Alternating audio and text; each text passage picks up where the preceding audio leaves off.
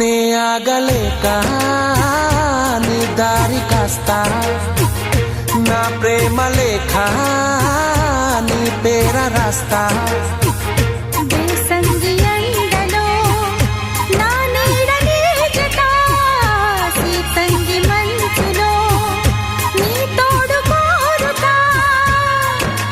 నేనుకి మారది కథ నీకు మనసిస్తా మాట కలిపిస్తా కన్ని వయసిస్తా.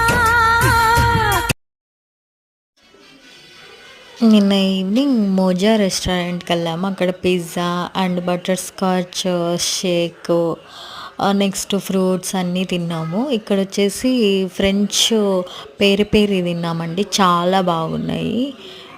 నెక్స్ట్ టైం ట్రై చేయండి.